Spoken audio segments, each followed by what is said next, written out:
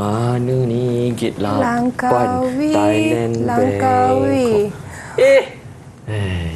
Din, Ya, tak cikgu. sangka jumpa Din kat sini. Din nak pergi mana? Saya nak pergi Bangkok, Thailand, Kap Kung Kap. Wow, luar negara. Mestilah. Ni cikgu ni nak pergi mana pula? Langkawi saja Din, dalam negara sahaja. cikgu. Mana boleh lawan Din? Cikgu dalam negara saya, luar negara. Tapi cikgu sajalah nak tanya, ada kesan ke kepada ekonomi negara ni kita duk melancong ni saya sampai ke Thailand? Mestilah ada. Apa yang kita beli, apa yang kita jual, semua memberi kesan kepada imbangan pembayaran negara. Oh, macam tu rupanya. Ada pengumuman. Penerbangan didik TV KPM ke Langkawi. Okey, cikgu punya tu. Bye Din, kita jumpa lagi. Okay, jumpa lagi. Mana Okey, sana? bye. Sini sini. KPM ke Bangkok. Sekarang sedia untuk Oh, saya pula. lepas melalui pintu H8. Sana juga Terima lah. kasih.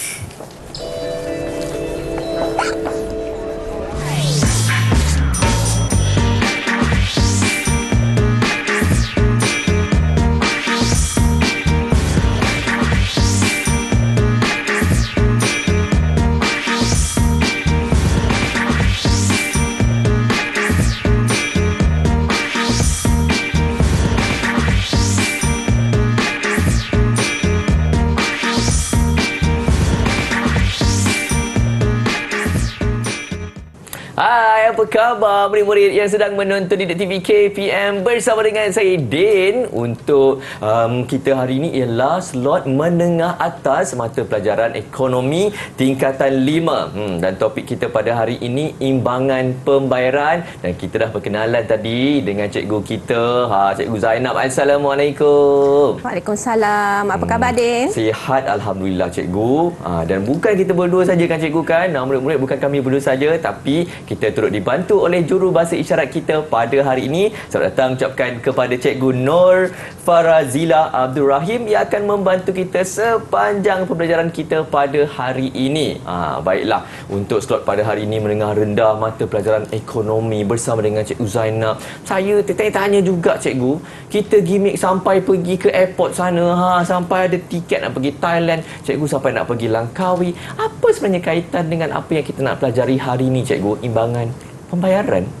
Ya Din, hari ini kita akan belajar tajuk imbangan pembayaran. Ya, di mana apa yang aktiviti yang kita lakukan tadi sebenarnya memberi kesan kepada imbangan pembayaran negara. Ya, contohnya apabila Din melancong ke Thailand Kap Kung Kap tadi, ya, ia akan memberi impak kepada imbangan pembayaran di mana ia merupakan import barang tak nampak kepada negara.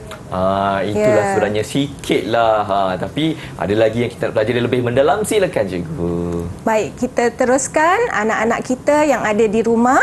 Baik, tajuk kita ialah imbangan pembayaran. Tetapi sebelum tu, kita kenal pasti dulu komposisi dagangan, ya. Okey. Jadi yang pertama kita lihat kepada konsep ekspor, ya. Apa maksud ekspor? Ekspor merupakan barang dan perkhidmatan yang dijual oleh Malaysia kepada pihak asing ataupun luar negara, di mana dia melibatkan aliran masuk wang ke dalam negara. Ya, terdiri daripada dua, iaitu ekspor barang nampak dan juga ekspor barang tak nampak. Apa yang dimaksudkan ekspor barang nampak? Ekspor barang nampak ialah barang nyata yang dikeluarkan di dalam negara dan dijual ke luar negara. Manakala ekspor barang tak nampak pula ialah perkhidmatan. Ya, perkhidmatan yang ditawarkan oleh rakyat negara kita kepada rakyat negara asing. Baik, seterusnya konsep import. Import merujuk kepada barang dan perkhidmatan yang dibeli oleh rakyat Malaysia daripada luar negara, dan dia melibatkan aliran keluar wang ke luar negara. Ya, terdiri daripada dua juga seperti ekspor tadi, iaitu yang pertama import barang nampak, yang kedua import barang tak nampak. Import barang nampak ialah barang nyata, ya, yang dibeli oleh rakyat Malaysia di luar negara. Okay, boleh bagi contoh Din? Contohnya apa? Kalau minyak wangi. Ya, minyak wangi, buah apple, Ya. buah-buah yang kita beli Gandum. daripada New Zealand dan Ya. sebagainya. Itu merupakan import barang nampak. Seterusnya ialah import barang tak nampak. Oh, macam mana tu cikgu? Import barang tak nampak ni perkhidmatan.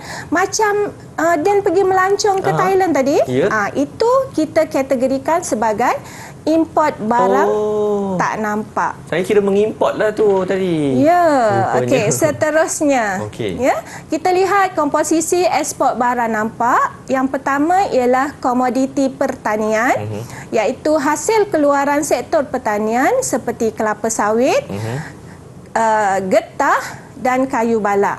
Ya, yang kedua ialah komoditi perlombongan, iaitu merupakan hasil keluaran perlombongan seperti petroleum, gas asli dan lain-lain lah ya.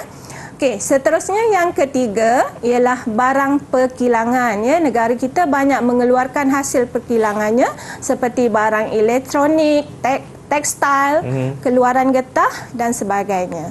Okey, seterusnya Din, kita lihat kepada komposisi ekspor barang tak nampak.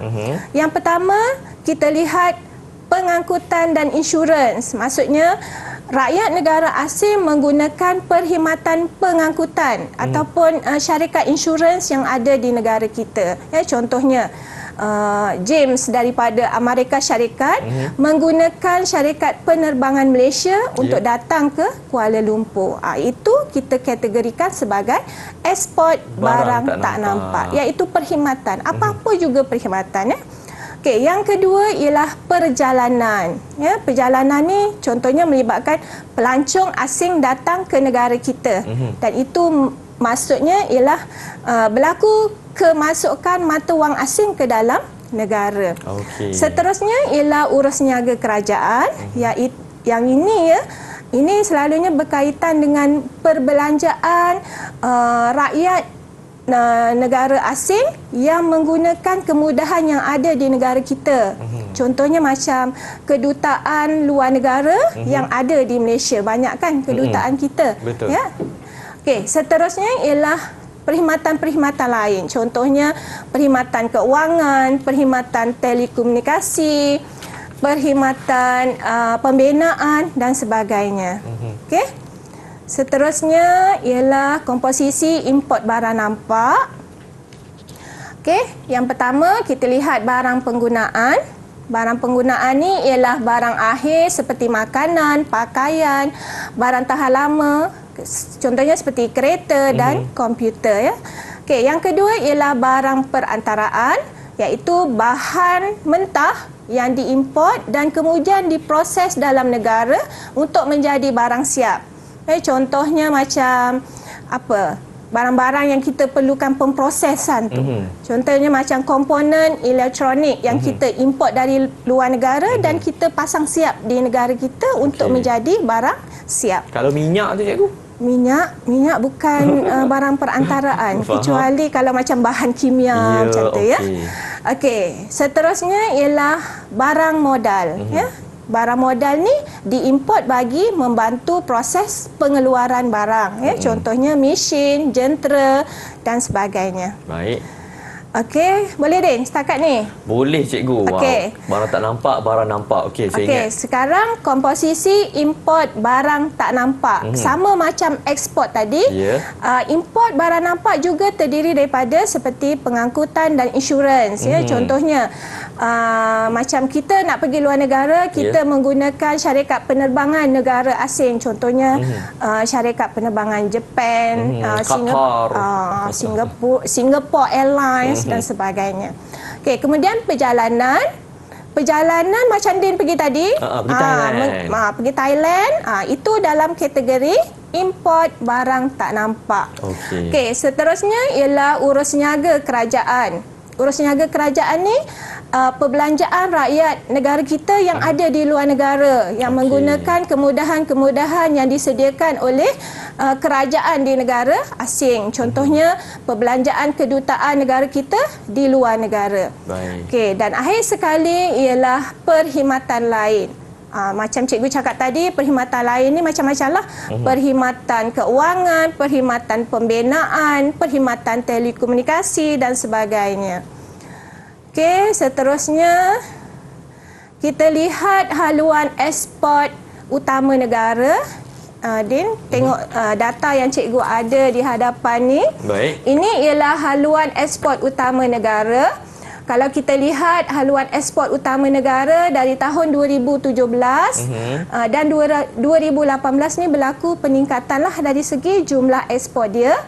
Kalau Din tengok daripada berapa tu komponen tu, elektrik dan elektronik, bukan elektrik dan elektronik, minyak masak dan minyak sawit, getah asli, petroleum mentah, gas alisi cair, banyak cikgu. Ya, ini antaranya lah. Cuba Din baca. Untuk ekspor elektrik dan elektronik, ke mana haluan ekspor utama negara kita? Ke mana cikgu? Ke mana? Singapura. Lagi? Hong Kong. Ya. Amerika Syarikat, China dan juga Kesatuan Eropah. Okey, kemudian kita lihat minyak sawit. Ke mana Minyak Din? sawit kita ke India, Kesatuan Eropah, China, Filipina dan juga Pakistan. Okey Din. Jadi sekarang ini ialah haluan ekspor utama kita. Sekarang kita lihat sumber import kita, Din. Okey. Sumber import kita yang utama ialah elektrik dan elektronik, juga dibeli daripada negara China, Taiwan dan Amerika Syarikat. Ya. Kemudian bahan kimia dan produk kimia juga dibeli daripada China, Amerika Syarikat dan juga Singapura. Jadi kebanyakan negara kita ni, kalau Din tengok, hampir kebanyakannya kita berurus niaga dengan negara-negara seperti China, lagi mana tu? Amerika Syarikat dan sebagainya. Ataupun negara sebelah kita, Singapura je kan cikgu kan? Ya. Baik. Dan murid-murid, itu sedikit bersama dengan saya dan juga Cikgu Zainab. Sekejap lagi kita sambung untuk mata pelajaran ekonomi kita pada hari ini. Terus menonton Didik TV KPM.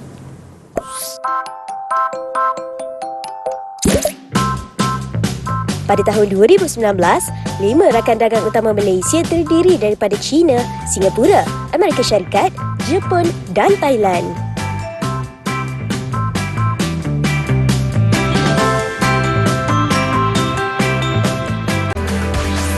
Didik TV KPM.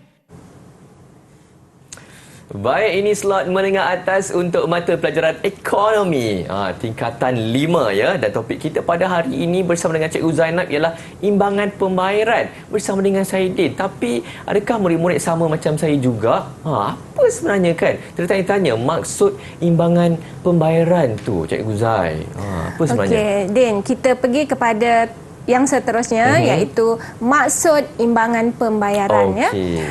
Imbangan pembayaran merupakan satu rekod sistematik tentang jumlah penerimaan dan jumlah pembayaran keuangan sesebuah negara dengan negara lain dalam tempoh 1 tahun. Maksudnya semua urus niaga ekonomi antara sebuah negara dengan negara lain kita akan catat di dalam imbangan pembayaran. Okey, seterusnya catatan dalam imbangan pembayaran ni pun macam akaun juga, Din. Kita ada bahagian debit dan kita ada bahagian kredit. Yang pertama kita lihat debit. Debit mencatatkan semua pembayaran keuangan ke luar negara. Maksudnya apabila berlakunya pengaliran keluar mata wang RM ke luar negara, kita akan catat di bahagian debit. Contohnya, rakyat Malaysia membelanjakan RM5,000 semasa bercuti di London. Jadi kita akan catat di bahagian debit. Yang kedua ialah bahagian kredit. Ya, bahagian kredit mencatat semua penerimaan keuangan. Maksudnya apabila berlaku pengaliran masuk mata wang asing ke dalam negara, kita akan catat di sebelah kredit. Contohnya seperti syarikat perkapalan Malaysia yang menerima bayaran tambang daripada syarikat Jepun. Okey, boleh Din? Boleh cikgu. Okey, sekarang boleh tak cikgu nak tanya Din? Ada latihannya ada kan? latihan Baik. untuk menguji kefahaman. Okey, kita tengok contoh situasi yang pertama. Okey, pelancong Malaysia berbelanja sebanyak RM5,000 semasa melancong di Indonesia. Ni kita nak catat di sebelah debit ke kredit, Din? Tadi cikgu dah bagi contoh dah lebih kurang. Saya rasa debit cikgu. debit. Kenapa debit? Sebab berlaku pengaliran keluar mata wang RM ke luar negara ya. Kita jawab, kita tengok jawapannya debit. Okey, bagus. Okey, situasi contoh yang kedua. Warga Malaysia yang bekerja di Jepun menghantar pulang pendapatannya berjumlah yen 50,000 ke Malaysia. Okey. Yang ni kita nak catat sebelah debit ke kredit? Okey, ada pengaliran masuk, maksudnya kredit. Okey, bagus. Okey, kita tengok jawapan. Okey, betul ya. Okey, bagus. Okey, murid-murid cuba jawab juga dekat rumah tu. Okey, ada lagi cikgu? Ada. Okey, seterusnya kita lihat. Pengimport dari Malaysia membayar premium insurans perkapalan kepada firma insurans asing sebanyak RM100,000 setahun. Okey. Ni kita nak catat sebelah mana ni? Ini pun ada pengaliran wang keluar, maksudnya debit cikgu. Kita tengok jawapan. Betul ke tak? Ya, betul. Betul. Okey, tahniah, bagus. Okey, akhir sekali kita tengok Malaysia menjual minyak sawit bernilai RM20 juta ke negara China. Okey. Saya rasa kredit cikgu. Sebab apa ya? Oh, sebab keluar. Tak juga cikgu kan? Berlaku pengaliran masuk mata wang asing ke negara kita di mana berlaku penerimaan keuangan. Ya, jawapannya wang betul masuk ya. Juga, cikgu, Ya, okey, jawapannya ialah kredit. Okey, kita teruskan lagi Din. Kita lihat sekarang tadi kita dah tahu maksud, sekarang kita lihat kepada komponen imbangan pembayaran. Kita ada 3 komponen. Yang pertama akaun semasa, yang kedua akaun modal dan yang ketiga akaun keuangan. Tetapi dalam bahagian ni fokus kita adalah kepada akaun semasa. Okey, kita lihat komponen akaun semasa. Akaun semasa merupakan akaun yang merekodkan nilai ekspor dan import barang dan perkhidmatan serta pendapatan. Jadi, akaun semasa ni ada 3, iaitu akaun barangan, kita juga boleh panggil dia sebagai akaun dagangan, dan yang kedua ialah akaun perkhidmatan, dan yang ketiga ialah akaun pendapatan. Okey, kita pergi kepada akaun barangan ataupun akaun dagangan. Akaun dagangan atau akaun barangan merekodkan jumlah nilai ekspor barang nampak. Barang nampak tadi maksudnya barang nyata. Dan nilai import barang nampak sesebuah negara dalam tempoh setahun. Jadi perbezaan antara jumlah nilai ekspor barang nampak dengan jumlah nilai import barang nampak dikenali sebagai imbangan dagangan. Okey, Din, cuba bacakan imbangan dagangan, formula dia. Okey, jumlah nilai ekspor barang nampak tolak jumlah nilai import barang nampak. Ya, betul. Jadi, formula untuk imbangan dagangan ialah jumlah nilai ekspor barang nampak kita tolak dengan jumlah nilai import barang nampak. Tolak Kita tengok kepada jenis-jenis imbangan dagangan. Okey, kita lihat ada 3 jenis imbangan dagangan. Yang pertama ialah imbangan dagangan seimbang. Okey. Imbangan dagangan seimbang ni apabila nilai ekspor barang nampak sama dengan nilai import barang nampak. Ya. Kedua ialah imbangan dagangan lebihan. Imbangan dagangan lebihan ni berlaku apabila jumlah nilai ekspor barang nampak melebihi jumlah nilai import barang nampak. Ekspor lebih daripada import lah ya. Okey, akhir sekali ialah imbangan dagangan defisit ataupun nama lainnya ialah imbangan dagangan kurangan. Ya, ia merupakan ia berlaku apabila jumlah nilai ekspor nampak kurang daripada jumlah nilai import nampak. Okey, Din, kita boleh teruskan. Baik. Akaun perkhidmatan. Akaun perkhidmatan merekodkan nilai ekspor dan nilai import barang tak nampak untuk tempoh setahun. Ya. Jadi perbezaan antara jumlah nilai ekspor barang tak nampak dengan jumlah nilai import barang tak nampak dikenali sebagai imbangan perkhidmatan. Ya, formula untuk imbangan perkhidmatan ialah jumlah nilai ekspor barang tak nampak kita tolak dengan jumlah nilai import barang tak nampak. Okey, seterusnya ialah komponen bagi akaun pendapatan.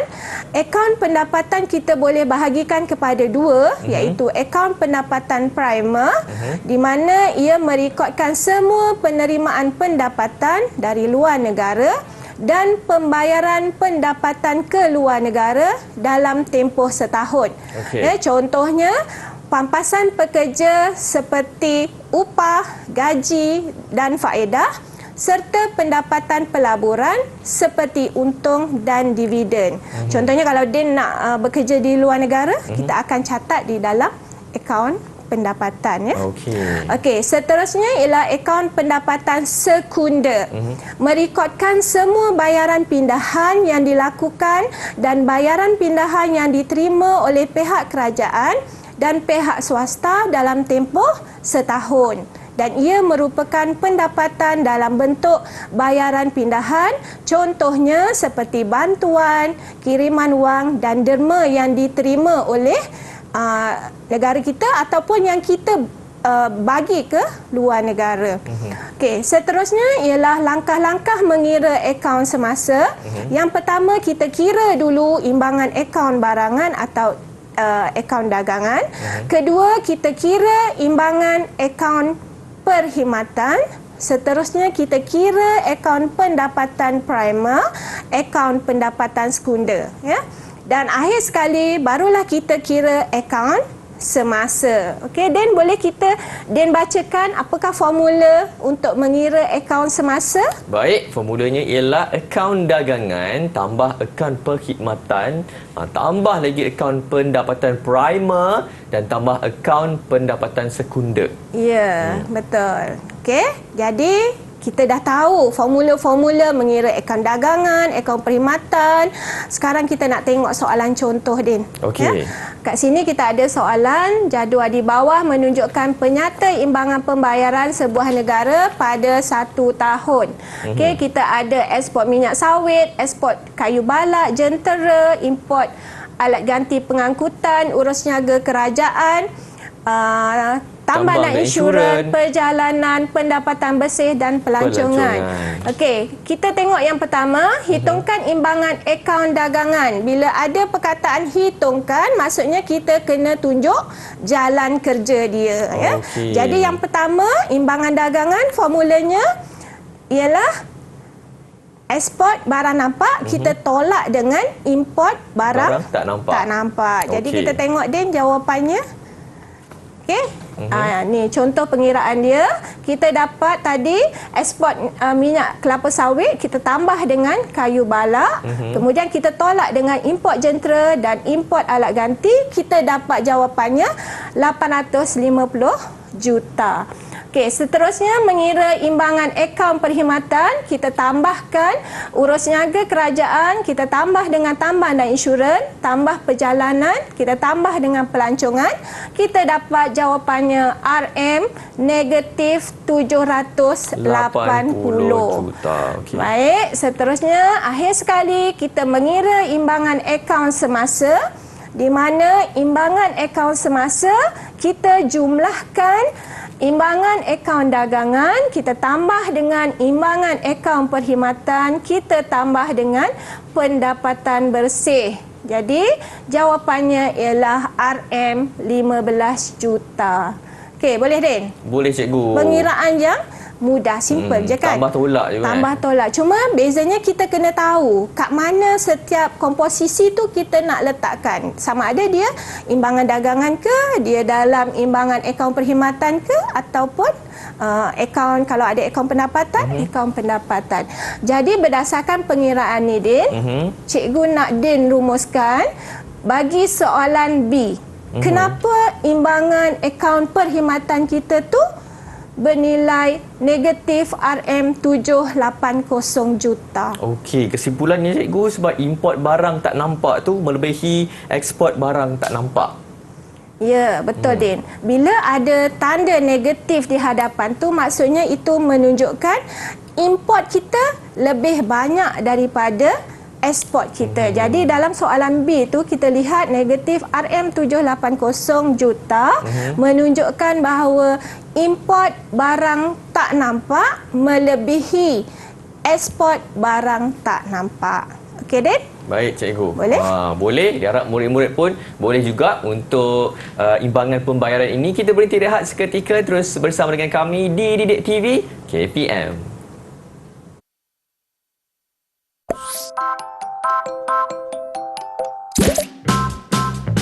Pada tahun 2020, jumlah ekspor Malaysia ke negara-negara ASEAN adalah sebanyak 45.50 bilion ringgit, iaitu meningkat 4.0%, manakala jumlah import adalah 30.8 bilion ringgit, iaitu penurunan sebanyak 1.2% berbanding tahun sebelumnya.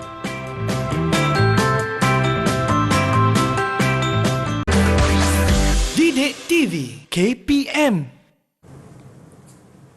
Ya, ini slot menengah atas. Mata pelajaran ekonomi tingkatan 5. Din bersama dengan Cikgu Zainab bercerita tentang pasal ekspor, pasal import kan. Imbangan pembayaran. Ada banyak sebenarnya yang kita nak pelajari pada hari ini. Dan sekarang cikgu, apa yang cikgu nak terangkan kepada murid-murid terutama sekali yang berada di rumah tu, cikgu? Baik, tadi kita dah belajar tentang struktur imbangan pembayaran. Lepas tu kita belajar tentang struktur akaun semasa. Kita dah kira akaun semasa. Sekarang kita nak lihat kedudukan akaun semasa. Jadi akaun semasa ni ada dua kedudukan dia. Yang pertama, sama ada akaun kita berada pada lebihan, lebihan akaun semasa dan juga defisit akaun semasa. Bagaimana akaun kita boleh berada di dalam kategori lebihan akaun semasa apabila jumlah penerimaan keuangan lebih besar daripada jumlah pembayaran keuangan dalam akaun semasa. Maksudnya apabila kemasukan wang daripada luar negara lebih banyak daripada pembayaran yang negara kena buat ke luar negara. Maksudnya pengaliran wang ke dalam negara tu lebih banyaklah, ya. Okey, yang kedua ialah defisit akaun semasa. Berlaku apabila jumlah pembayaran keuangan lebih besar daripada jumlah penerimaan keuangan dalam akaun semasa. Okey, seterusnya kita ada data di sini ialah imbangan pembayaran Malaysia bagi tahun 2017 dan 2018, ya, tapi kita akan fokus kepada imbangan akaun semasa. Okey, kalau Din tengok kat sini kita lihat bahagian kredit lebih banyak daripada bahagian debit. Jadi dia akan menghasilkan pendapatan imbangan akaun semasa yang positif, iaitu sebanyak 38,296 juta. Okey, ini positif lah cikgu, Ya, positif. Kalau yang ada negatif tu cikgu, macam dekat atas tu negatif 17,300 tu. Okey, kalau di dalam imbangan akaun semasa kita ada tanda negatif, itu bermaksud negara kita mengalami defisit dalam akaun semasa lah. Tapi di dalam data kita ni bagi tahun 2017 dan 2018 negara berada pada tahap lebihan imbangan akaun semasa. Okey, seterusnya kita lihat sebab lebihan akaun semasa. Okey, ada beberapa sebab kenapa berlakunya lebihan dalam akaun semasa. Yang pertama ialah permintaan yang tinggi untuk ekspor. Kenapa berlaku permintaan yang tinggi untuk ekspor? Salah satu sebabnya ialah kejatuhan nilai mata wang RM. Ya, apabila mata wang RM kita jatuh, nilai RM kita jatuh, pada pandangan orang luar, rakyat-rakyat negara asing, barang di negara kita lebih murah. Ya, bila barang kita lebih murah, mereka akan membuat permintaan terhadap barang ekspor kita. Okey, seterusnya ialah permintaan yang rendah untuk import. Kenapa permintaan rendah untuk ekspor? Apabila rakyat tempatan cenderung kepada barang tempatan. Ya, salah satu sebabnya mungkin kesedaran, ya Din, kesedaran tentang perlunya membeli barangan tempatan dan sebagainya. Dan salah satu sebabnya juga disebabkan oleh kejatuhan nilai mata wang kita tadilah. Okey. Maksudnya apabila nilai RM kita jatuh, harga barang di luar negara tu pada pandangan kita mahal. Jadi kita tak mampu untuk membeli barang import dan kita lebih membeli barang tempatan. Baik. Okey, boleh? Boleh, cikgu. Okey, seterusnya ialah peningkatan produktiviti. Peningkatan produktiviti ni biasanya kita kaitkan dengan pengeluaran barang yang semakin meningkat. Ya, apabila barang kita meningkat, penerimaan wang dalam negara juga akan meningkat. Dan salah satu sebab kenapa berlakunya peningkatan dalam produktiviti ni Din ialah kerana peningkatan dari segi kemahiran buruh. Buruh kita terlatih, kemudian kita menggunakan mesin yang canggih. Jadi pengeluaran barang kita akan meningkat. Seterusnya ialah peningkatan penerimaan pendapatan primer dan sekunder. Ini juga mendorong kepada berlakunya lebihan dalam akaun semasa. Okey, seterusnya ialah implikasi lebihan akaun semasa. Implikasi ini maksudnya kesan lah. Apa kesannya apabila negara kita mengalami lebihan akaun semasa? Yang pertamanya berlaku peningkatan dalam pendapatan negara. Apabila peningkatan terhadap ekspor barang dan perkhidmatan meningkat, ini akan menyebabkan berlakunya peningkatan dalam pendapatan negara. Okey, seterusnya apabila berlakunya peningkatan dalam pendapatan negara, maksudnya permintaan ekspor meningkat. Bila ekspor meningkat, sudah tentulah firma-firma akan mengeluarkan barang dengan lebih banyak. Dan aktiviti ini menyebabkan berlakunya peningkatan peluang pekerjaan kepada rakyat tempatan. Ya, ini akan meningkatkan peningkatan dari segi guna tenaga. Okey, seterusnya berlakunya peningkatan taraf hidup. Apabila pendapatan masyarakat meningkat, kuasa beli meningkat, sudah tentu akhirnya taraf hidup juga akan meningkat. Okey, seterusnya Din, sebab defisit akaun semasa. Okey. Okey, Din nak baca ke? Baik, cikgu, boleh. Okey. Okey, sebabnya permintaan yang rendah untuk ekspor, penerimaan keuangan daripada luar negara rendah dan juga punca kenaikan nilai mata wang Malaysia. Okey, kenaikan nilai mata wang Malaysia maksudnya apabila RM kita naik, barang kita jadi mahal. Ya, barang tempatan kita mahal, jadi orang negara asing tidak akan membeli barang kita lah. Ya. Okey, yang kedua ialah permintaan yang tinggi untuk import. Ya. Okey. Pembayaran keuangan ke luar negara tinggi berpunca daripada kecenderungan rakyat tempatan membeli barang import. Ya, kerana apa?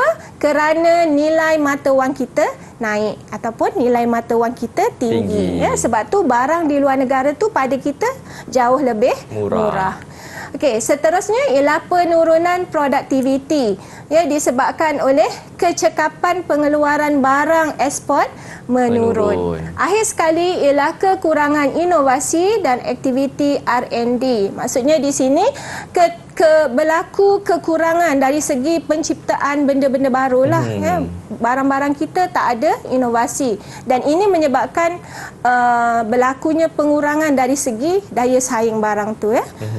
Jadi kesannya ekspor akan menurun. Okey, kemudian kita lihat implikasi defisit akaun semasa. Yang pertama, penurunan dalam pendapatan negara. Kesan daripada penurunan permintaan ekspor pengeluaran barang akan menurun. Dan apabila permintaan ekspor menurun, firma tak boleh mengeluarkan barang dengan banyak dan akhirnya peluang pekerjaan juga tidak dapat dicipta. Sebab tu kesannya berlaku penurunan dari segi guna tenaga. Okey, seterusnya berlaku penurunan taraf hidup. Ya, apabila peluang pekerjaan terhad, pendapatan masyarakat menurun, kuasa beli akan menurun dan akhirnya taraf hidup juga akan menurun. Akhir sekali ialah penurunan kadar pertukaran asing di mana apabila permintaan ekspor menurun, menyebabkan permintaan mata wang RM juga akan menurun. Maksudnya orang tak minta RM kita Din untuk membeli barang tempatan. Okey, banyak juga cikgu Ya. sebab implikasi apabila defisit akaun semasa ni. Jadi saya nak tanya cikgu, bagaimana cara kerajaan untuk mengatasi defisit akaun semasa ni cikgu? Okey, sebenarnya ada banyak cara. Jadi salah satu caranya kerajaan boleh kurangkan import. Macam mana kerajaan boleh mengurangkan import ialah dengan mengadakan beberapa sekatan perdagangan antarabangsa. Contohnya mengenakan tarif ataupun kota kepada barang-barang luar negara. Jadi nak tak nak kita rakyat Malaysia kena membeli barang tempatan. Ataupun kerajaan juga boleh meningkatkan pelaburan dari segi sumber manusia, pendidikan, kesihatan.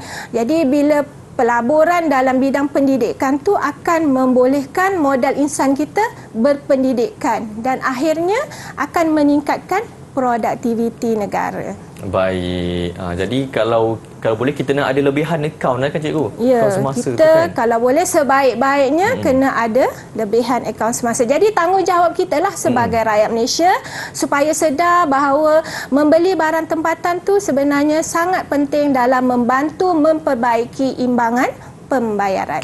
Baik cikgu, satu info dan juga ilmu yang sangat-sangat bermanfaat. Baik, kita nak berhenti rehat seketika, terus bersama dengan kami di Didik TV KPM.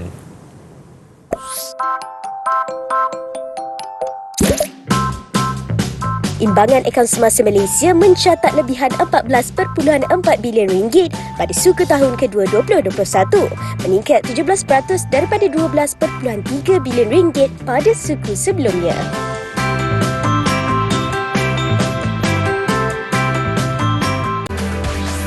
Didik TV KPM. Ya, ini slot menengah atas bersama dengan saya Din dan juga Cikgu Zainab untuk mata pelajaran ekonomi tingkatan 5 pada hari ini, imbangan pembayaran. Dan sekarang ini ada aktiviti yang cikgu nak test ni cikgu Ya. Okey. Apa aktivitinya cikgu? Mungkin saya boleh minta bantuan murid-murid di rumah juga. Okey, kita lihat kepada beberapa soalan contoh. Okey. Jadi soalan contoh ni cikgu ambil daripada kertas 1 dan juga kertas 2 bahagian A. Okey. Okey, kita lihat soalan yang pertama. Antara yang berikut, manakah yang betul tentang imbangan pembayaran? Yang pertama, penyataan pertama, penerimaan keuangan dari luar negara direkod sebagai butiran debit. Okey. Yang kedua, kemasukan pelancong asing boleh memperbaik imbangan pembayaran negara. Yang ketiga, merekod jumlah nilai penerimaan dan pembayaran keuangan negara dalam setahun. Yang keempat, contoh pembayaran keuangan ialah firma Jepun membuat bayaran kepada firma Malaysia. Jadi kita ada pilihan A 1 dan 2, B 1 dan 4, C 2 dan 3, D 3 dan 4. Jadi dia rasa mana jawapannya? Murid-murid di rumah pun agak-agak mana jawapannya? Saya rasa jawapannya C cikgu, 2 dan 3. 2 dan 3. Kenapa yang satu tu kita rasa salah, Din? Penerimaan keuangan dari luar negara sepatutnya kita rekod di bahagian kredit. yang ni. Kita sebab duit rekod masuk. di bahagian kredit ya. Okey, kita lihat jawapannya. Okey, jawapannya C, 2 dan 3. Okey, bagus. Okey, seterusnya ialah soalan berkaitan dengan akaun dagangan. Maklumat berikut berkaitan akaun dagangan. Lebihan akaun dagangan terus mengukuh RM9.1 bilion berbanding RM101.4 bilion tahun 2016. Soalannya, apakah faktor yang menyebabkan keadaan tersebut berlaku? A. Peningkatan kehadiran pelancong asing ke Malaysia. B. Peningkatan jumlah nilai ekspor barang dan komoditi. C. Pertambahan kemasukan modal daripada pelaburan asing. Dan D. pertambahan pindahan bersih daripada sumbangan negara asing. Okey, yang ni berkaitan akaun dagangan. Tadi kita belajar akaun dagangan mesti apa? Ekspor dan import barang nampak. Jadi jawapannya apa, Din? Kita barang lihat nampak. A. Okey. Peningkatan kehadiran pelancong asing ke Malaysia. Jawapan B kot cikgu. Jawapannya B. Peningkatan kita lihat. jumlah nilai ekspor barang dan juga komoditi. Okey, jawapannya betul ya. Peningkatan jumlah nilai ekspor barang dan komoditi. Okey, betul ya? Okey, yang soalan seterusnya. Okey, butiran manakah yang direkodkan sebagai penerimaan dalam akaun perkhidmatan? Tadi akaun dagangan, sekarang akaun perkhidmatan. Jadi akaun perkhidmatan tadi apa dia? Berkaitan dengan import dan ekspor barang tak nampak. Okey, A, pilihan A, keuntungan pelaburan oleh syarikat Malaysia di luar negara. Okey. Okey. Yang ke B, bantuan negara luar kepada mangsa banjir di pantai timur Semenanjung. Okey. Yang ke C, pampasan wang yang diterima oleh rakyat Malaysia yang cedera semasa melancong di Thailand. Okey. Dan D, bayaran tiket oleh warga asing yang menonton perlawanan bola sepak di Stadium Bukit Jalil. Okey, yang ni jawapan akaun dia, perkhidmatan. Yang A tu akaun apa yang terlibat tu? keuntungan pelaburan. Keuntungan kita rekodkan di dalam akaun pendapatan, kan? B, bantuan luar negara juga akaun pendapatan, pampasan wang juga akaun pendapatan. Jadi jawapannya D lah cikgu. Cikgu dah bagi clue dah ya. Okey, seterusnya, soalan seterusnya ialah berkaitan dengan imbangan dagangan defisit. Apakah maksud imbangan dagangan defisit? A, nilai ekspor tak nampak melebihi nilai import tak nampak. B, nilai import nampak melebihi nilai ekspor tak nampak. C, nilai ekspor nampak melebihi nilai import nampak. Dan D, nilai import nampak melebihi nilai ekspor nampak. Okey, saya nampak dah cikgu jawapan dia. Nampak dah? Nampak dah. Nampak dah. Murid-murid pun nampak tak jawapan dia D? Betul ke D? Nampak tak cikgu? Saya Okey, dapat bagus. jawapannya betul. Nampak tak Din dah faham dah ya? Okey, seterusnya. Okey, contoh soalan seterusnya. Jadual di bawah menunjukkan ekspor dan import nampak Malaysia pada suatu tahun. Kita ada butiran ekspor kayu balak 9,948 juta, ekspor gas asi cecair 11,300 juta, ekspor barang perkilangan 317,937 juta, import barang modal 47,064 juta dan import barang perantaraan 230,611 juta. Jadi soalannya, apakah keadaan imbangan dagangan negara tersebut? Jadi macam mana kita nak dapat, Din? Ini kita buat kira-kira cikgu Ya, kita kena kira. Okey, Kita kena jadi kira ekspor.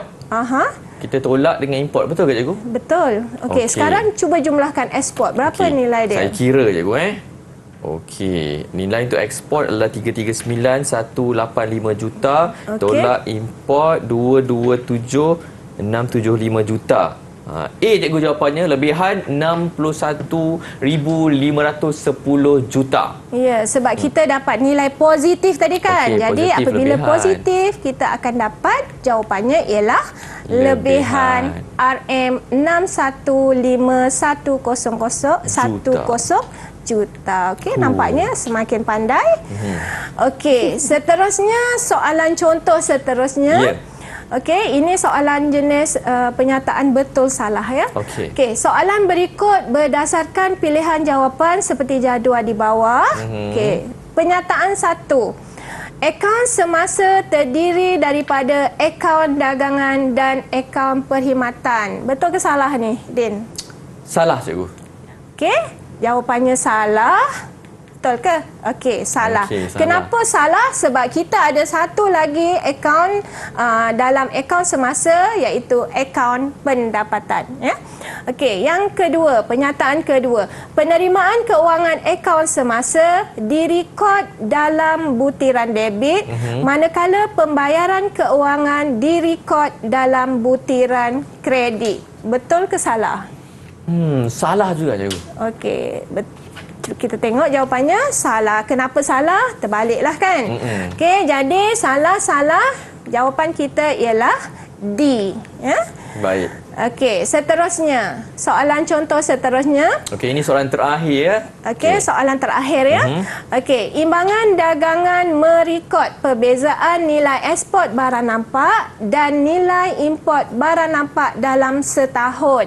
Okey, betul ke salah yang ni? Betul cikgu.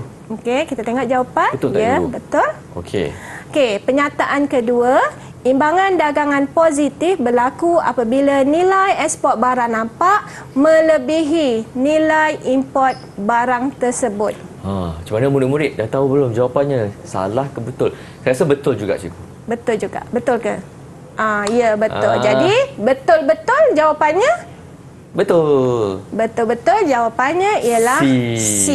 Wah, nampaknya murid-murid macam mana contoh soalan yang cikgu berikan tadi, murid-murid pun dapat jawab dengan betul ke?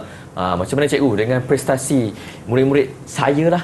Murid-murid hari ini cikgu macam mana? Okey, prestasi dia sangat membanggakan cikgu hari ini.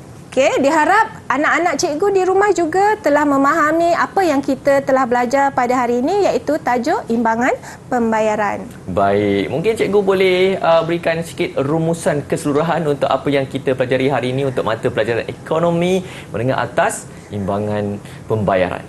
Baik, imbangan pembayaran tadi kita dah belajar tajuk imbangan pembayaran dari segi maksud, strukturnya. Kemudian kita belajar tentang akaun semasa, komponen-komponen di dalam akaun semasa yang terdiri daripada akaun dagangan, akaun perkhidmatan dan juga akaun pendapatan. Dan sudah tentunya seperti yang cikgu kata tadi, apa pun tindakan kita sebagai rakyat Malaysia dari segi perbelanjaan kita, pembelian dan sebagainya, memberi kesan kepada imbangan pembayaran negara. Jadi kita kena seharusnya membeli barangan tempatan. Okey, termasuk jugalah untuk kita melancong cikgu Ya, melancong di dalam negara. Okey, lepas ni saya belilah tiket nak melancong ke Langkawi ke Sabah ke kan. Baik cikgu, untuk murid-murid yang nak mendapatkan bahan rujukan tambahan cikgu di mana? Okey, kita boleh dapatkan bahan-bahan tambahan di Planta Delima KPM. Baik, semoga apa yang kita pelajari pada hari ini bermanfaat utama sekali kepada murid-murid yang mengambil mata pelajaran ekonomi tingkatan 5, dan kita ucapkan terima kasih kepada juru bahasa isyarat kita pada hari ini, Cikgu Farazila Abdul Rahim, dan terutamanya Cikgu Zainab. Terima kasih banyak-banyak cikgu. Sama-sama, Din. Banyak kita belajar hari ini, dan semoga berjumpa lagi murid-murid. Teruskan bersama dengan kami di Didik TV KPM. Assalamualaikum. Bye-bye.